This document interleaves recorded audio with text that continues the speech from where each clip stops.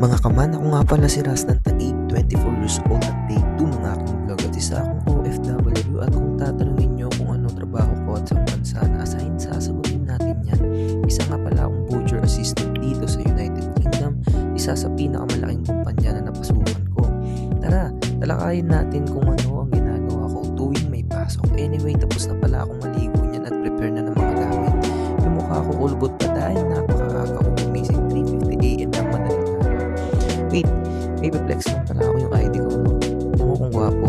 Oh, tsaka, at isa lang namang like dyan, so napaka-ready na ako. Pagkatapos ko pala mag-ayos, magbabalik pa tayo ng itlog. Ito, ha? Pero mga pang breakfast ko, niluluto ko na para kain. Ganito kami dito, parang Boy Scout, dapat laging handa. Yan, papainggitin ko muna kayo habang kumakain. Yan yung mga tira ko para meron pa akong kakainin, tatabi ko muna at tatakpan natin yan. At wait, inom lang ako ng coffee. Sarap. Ito nga, no, tapos na pala ako kumain. Siyempre, pagtapos kumain, matututbrush tayo niyan para mabango ang ating bunganga pagpasok sa trabaho natin. Ito, kausap ko pala si Mrs. Tadtad. At namimiss ko na sila sobra. Lalo na ang aking anak na si Isabel. Sobrang miss na miss ko na sila. So yan, tamang tila at mukha namang burat. May pagganong-ganon pa. So time check, 5 o'clock AM. Papatay natin yung ilaw at bababa na ako. Kasi nandyan na yung maghahatid sa amin. Kasi sayang naman pag di nga pinatay yung ilaw, sayang sa kuryente. Yan, lalabas na ako at napakalamig, 7 degrees Celsius, guys. So ito, papasok na ako at mag-good morning tayo dito kay Kuya Danny bilang respeto. Yan, nakasakay na. I-flex ko lang ang kotse ni Kuya Danny. Yan, iikutin natin yung camera. Oop, ang kasama ko si John Lloyd. Say hi naman dyan, Kuya Dan. Kamusta na, Pinas? Nakakamiss talaga ang Pilipinas. Grabe, ito, bababa na ako. Nandito na kami sa kumpanya namin. Sa papasukan namin. At ready na ang bakbakan na 12 hours duty. So ito na, isang hi naman. Isang A pala. A. Grabe ang pogi, no? Dito na kami. Nakakyat na ako. At isang peace mode dyan, Boss Reynel. Uy, medyo nahiya pa. Grabe. Wow. So ito, tamang tingin sa gilid-gilid. Baka may mang hold up. Charot lang. Nakala mo naman, no? Sigat tumingin. May padila. Papogi ka ba? Tamang tingin sa orasan dahil mga 5:35 papasok na ako. So ito na nga, waiting na sa oras. Ito na nga, dumating na nga yung tamang oras na papasok na kami. At ito nga pala si Kid Gata, batang butcher dito sa United Kingdom. Ito nga pala ang aking locker. Kukunin ko yung aking Nike Jordan. Talagang pag sinuot mo to, lilipad ka. Okay, check ko muna kung mayroong problema. Wala naman. Hop. Okay, papasok ko na aking tsinelas at ang aking sombrero dito sa aking locker. 2,000 years So, wait lang later. muna tayo. 12 hours duty. Yun, nakalabas na ako at tapos na nga ang aking 12 hours duty at nagpanggap lang ako at tumatayo-tayo lang nang walang ginagawa. So easy money, guys. Ayun, no, palabas na ako ng gate, sakto. Merong nag-aabang na bus. Kasi minsan talaga napakahirap dito, mas lalo na Saturday, Sunday. Ang hirap makasakay. Talagang 6 or 7 o'clock ka lang makakauwi. So ito na, pasakay na ako. Sir, you go Belmont. So going Belmont na pala. Wala ako nakatira sa address 24 Belmont. So huwag nyo akong kikitapin at kukuldapin.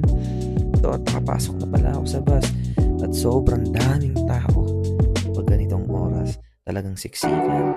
Ang hirap ako makadaan. Tignan mo yung mukha ko. Mukhang kuko. Sikip, no? So may nakita ako sa upuan at lilipat ako. Kasi sobrang luwag talaga. Ito may kalbo. Sorry po. Peace. Ang pala nagbagong buhay na. Yan. Tamang punas muna ng ilong at baka may tumulong sipon. So pupunasin din natin ang ating salamin para makita nyo yung view. Papakita ko sa inyo. So ganito nga pala ang bahay dito sa United Kingdom. Sobrang linis at walang kalat-kalat talaga. Kaya sobrang daming kalat lang. Autumn na, mga falling leaves. Pinagsasabi ko. Pero napakaganda dito sa United Kingdom. Kaya mag-apply na kayo. Ito, tamang flex at nag-i-emote at nag-iisip ko anong plano ko sa buhay. Pero wala naman talaga akong plano, guys. Gusto ko lang maging simple. Pero ito na, pababa na ako at talagang pauwi na ng bahay. Uy, hindi ka numuhulog si ma'am. Si Miss Anna pala yan. Katabing linya ko yan sa line 9. Isa nga palang Polish yan. Pero so Sir, depende mo Thank you, tayo sir. dito. Bye, boss. Thank you po sa'yo. Maraming salamat at naka-uwi tayo ng ligtas. At ito na nga, tatawid na ako. Oh, yun. Tangin na teleport, no? Nakatawid na ako. So, tamang lakad.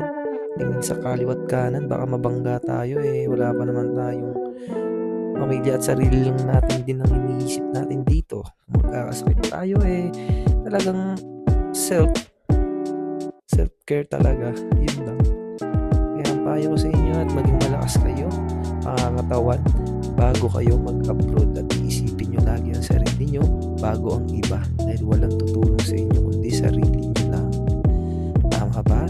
Tangin, naging ako, naging tawag dito, advisors. Kaya may pinagsasabi natin pero tamang lakad at syempre ang pogi, may mukha ko eh.